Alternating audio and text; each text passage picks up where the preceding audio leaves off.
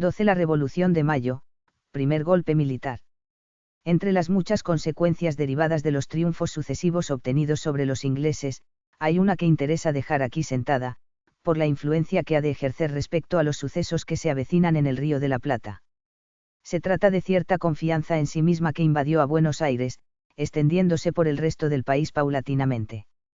También pudo influir en los acontecimientos inminentes la actuación de Sobremonte que los porteños desaprobaron y su reemplazo por Liniers, que obedeció a una decisión autónoma de la población y de las autoridades aquí asentadas.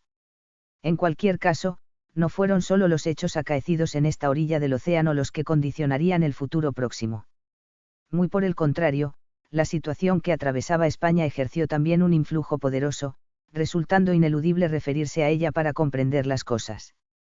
Cabe recordar finalmente que, desde el 4 de julio de 1776, las colonias inglesas de América del Norte se habían emancipado de su metrópoli, iniciando una marcha que el resto del continente no dejó de observar con atención. En Europa brillaba refulgente la estrella de Napoleón, un hombre cuyo genio no se circunscribía al campo militar y que lograría, en virtud de ese genio, que la historia de Francia recorriera una órbita singular. En 1789 tuvo lugar la Revolución Francesa que, mediante el terror, impuso las ideas de los intelectuales llamados enciclopedistas, decapitando en la guillotina al rey Luis XVI y a su mujer, María Antonieta, como así también a una gran cantidad de nobles, clérigos y monjas, hasta concluir por ejecutar a muchos de quienes habían sido sus impulsores iniciales, luego de feroces luchas intestinas. En el lugar de Dios colocaron los revolucionarios a la diosa Razón, simbolizada por una mujer de mala vida, que pasearon desnuda por las calles de París. Y su lema fue libertad, igualdad, fraternidad. Napoleón Bonaparte era un oscuro oficial mientras se prolongó aquel turbulento periodo y, si bien admitía el pensamiento de los hombres de la revolución, su formación militar se oponía al caos sangriento generado por ella. Precisamente la capacidad que poseía para imponer el orden fue lo que empezó a conferirle prestigio. Alcanzó el poder casi a pesar suyo en 1799, mediante un golpe de Estado conocido como del 18 Brumario. Dado su afán por sepultar la tradición, los revolucionarios idearon un nuevo calendario, cambiando el nombre de los meses. Brumario, mes de las brumas, era el segundo del año, vale decir febrero. Su autoridad fue creciendo, apoyada en reiteradas victorias militares. Llegó así a ser emperador, de modo que la revolución que comenzó aboliendo la monarquía y ejecutando al rey, concluyó por ungir emperador a un oficial victorioso. En diciembre de 1805, Napoleón obtiene en Austerlitz uno de sus triunfos más resonantes y, luego de consolidarlo en las batallas de Jena y Friedland, impone al resto de Europa la paz de Tilsit, durante el verano de 1807. Al amparo de ese tratado invade Portugal, tradicional aliado de Inglaterra que es enemiga suya. Y, con el pretexto de brindar apoyo al ejército que lucha en territorio portugués, otras fuerzas francesas entran en España. Reina allí Carlos IV, aunque el que gobierna es Godoy, favorito de la reina María Luisa, quienes toleran la presencia de soldados napoleónicos en su suelo. Se difunden noticias, en cambio, respecto a que el príncipe Fernando se opone al invasor, lo cual le gana las simpatías del pueblo que, en 1808, se amotina en Aranjuez y obtiene que Carlos abdique en favor de su hijo, que pasa a ser Fernando VII, el deseado. Todo ello queda sin efecto, no obstante, en la entrevista que la familia real tiene en Bayona con Napoleón.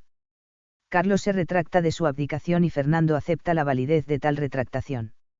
Napoleón, por su parte, obtiene que la misma se concrete en beneficio propio y designa rey de España a su hermano, José Bonaparte. Los españoles se enfurecen. El 2 de mayo de 1808 estalla la revuelta contra Pepe Botella, como llaman a José, que es reprimida con tremenda dureza. La rebelión comenzada en Madrid se generaliza. Y el alcalde de un pequeño pueblito, Móstoles, declara la guerra a Napoleón.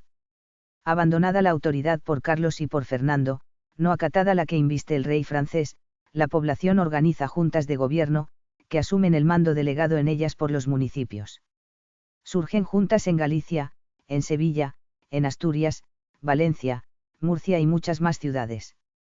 Quedando entablada la que se conocería como Guerra de la Independencia Española. En julio de 1808, las tropas hispanas se anotan un triunfo notable contra las francesas, en Bailón.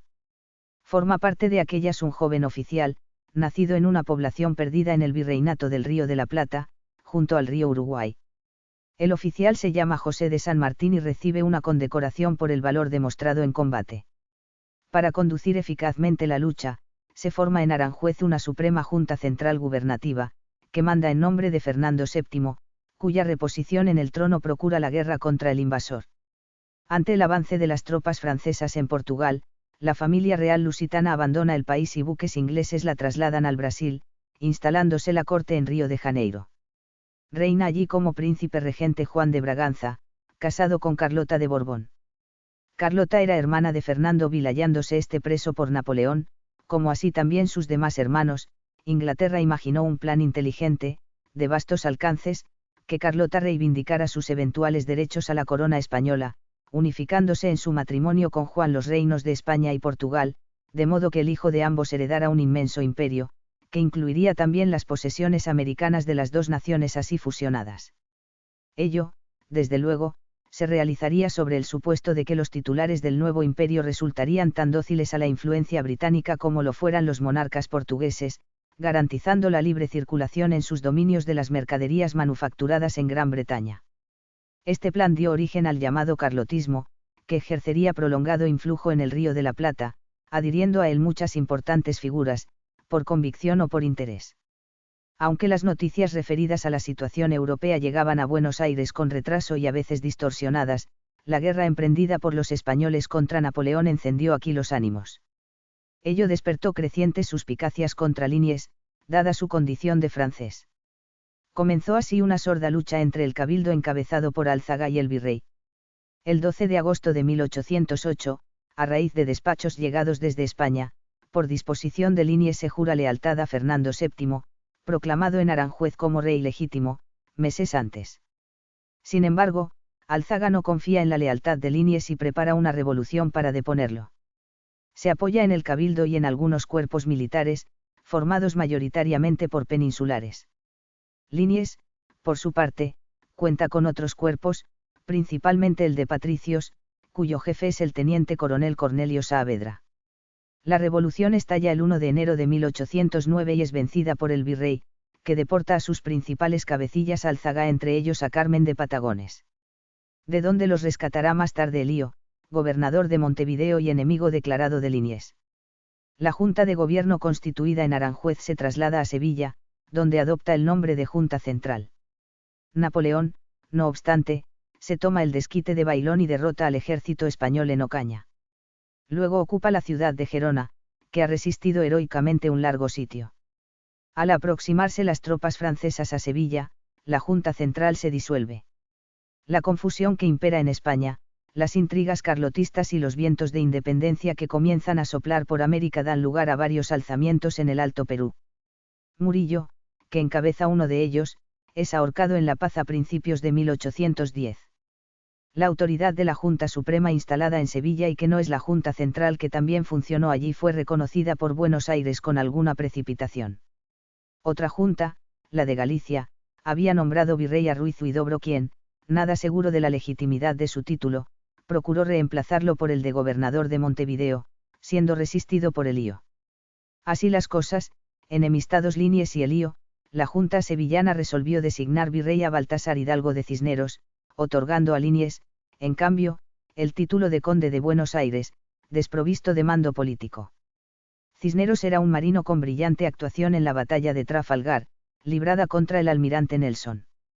El 29 de julio de 1809, llega a Buenos Aires y es recibido entusiastamente por el cabildo y con hostilidad por los partidarios de Liniers y Pueyrredón, que han ido conformando lo que podría llamarse el Partido Patriota o Partido de Buenos Aires, la Patria Chica. A poco de asumir Cisneros su cargo, se le presenta una petición tendiente a lograr la apertura del puerto al libre comercio, que se llamó Representación de los Hacendados y Labradores.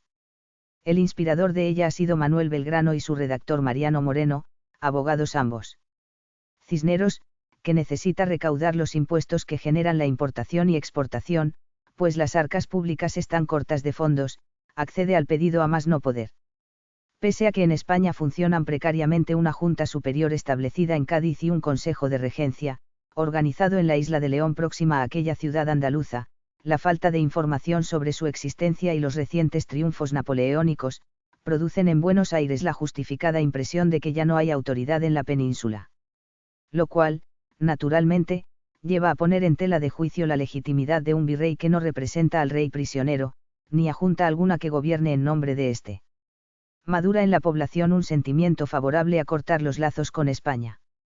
Alimentado en unos por su negativa a depender de los franceses que la han invadido y de los afrancesados, que contemporizan con el invasor, en otros, los criollos, ese sentimiento se nutre en un deseo de mayor autonomía, en el cual late un germen de independencia. Con un agregado aún, que tal estado de ánimo, compartido por unos y otros en virtud de motivos diferentes, también es fomentado desde Inglaterra, ya que la favorece en su lucha contra Napoleón y puede resultar finalmente ventajoso para su comercio. Dadas todas estas circunstancias, una creciente agitación invadió la ciudad.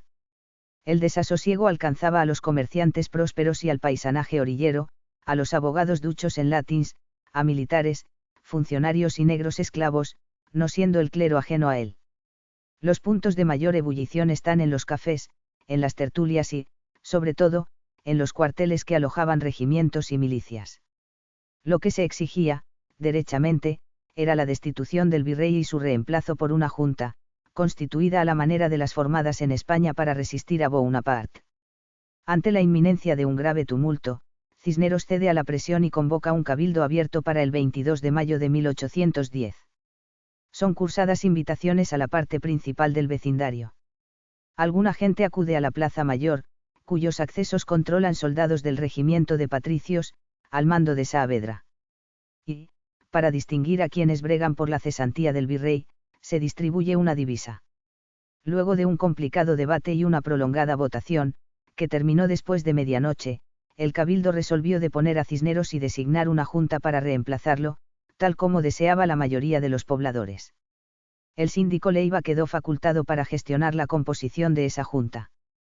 Que, después de muchas consultas y trámites, quedó formada por Saavedra, Solá, Castelli e Inchaurregui. Pero, en calidad de presidente del flamante cuerpo, se nombró a Cisneros. Al saberse que el virrey depuesto preside la nueva junta, cunde la indignación, considerándose esa solución conciliadora como una burla. Saavedra y Castelli renuncian sus cargos. Después lo hace el resto de quienes formaban la efímera entidad. Y se convoca nuevamente al cabildo para el día 25. Durante la noche previa, nadie duerme en el cuartel de patricios, desde donde llegan voces airadas y ruido de armas. Tal como lo han reiterado los textos escolares, la mañana del 25 de mayo amaneció fría y lluviosa. A las 8 se reunieron los capitulares. En un primer momento pretenden mantener la junta designada, rechazando las renuncias de sus integrantes. Un grupo de criollos, reunido en la plaza, se entera de eso, invade el cabildo y llama a la puerta del salón donde están reunidos los cabildantes, manifestando a gritos que no se aceptará que continúe la junta. Son citados los comandantes de las fuerzas militares, quienes se pronuncian en el mismo sentido. El síndico Leiva solicita le presenten un petitorio por escrito. Llega este, con 411 firmas. Al atardecer, queda finalmente constituida la llamada primera junta que, en realidad, fue la segunda. Gobernará a nombre de Fernando VII, pero resultó el primer gobierno patrio pues, de hecho, no tuvo ninguna autoridad efectiva por encima de la suya. Se compuso así. Presidente Teniente Coronel Cornelio Saavedra, jefe de patricios. Vocales Dr. Juan José Castelli, abogado. Licenciado Manuel Belgrano, abogado. Teniente Coronel Miguel de Azcuénaga, militar. Presbítero Manuel Alberti, párroco de San Nicolás. Señor Domingo Mateu, comerciante. Señor Juan Larrea, comerciante. Secretarios Dr. Juan José Paso, abogado. Dr. Mariano Moreno, abogado. A las 8 de la noche, los integrantes de la Junta pasaron al fuerte para tomar posesión de sus cargos, mientras tronaban sucesivas salvas de artillería. Así, la patria iba alcanzando su mayoría de edad. En tanto tenía lugar el cabildo del 22 de mayo, se distribuyó una divisa para distinguir a quienes exigían la sustitución del virrey por Yeiel. Una junta de vecinos. Contrariamente a la versión difundida, esa RJ, divisa no fue celeste y blanca. Se trató, en cambio, de una cinta en J, quintoteramente blanca color correspondiente a la Casa de Borbón, y J que llevaba una oblea con la efigie de Fernando VII, en cuyo nombre se daría gobierno propio esta parte de América. Otros son los nobles antecedentes de nuestros colores patrios, coincidentes con los de la túnica y manto de la Virgen de Luján.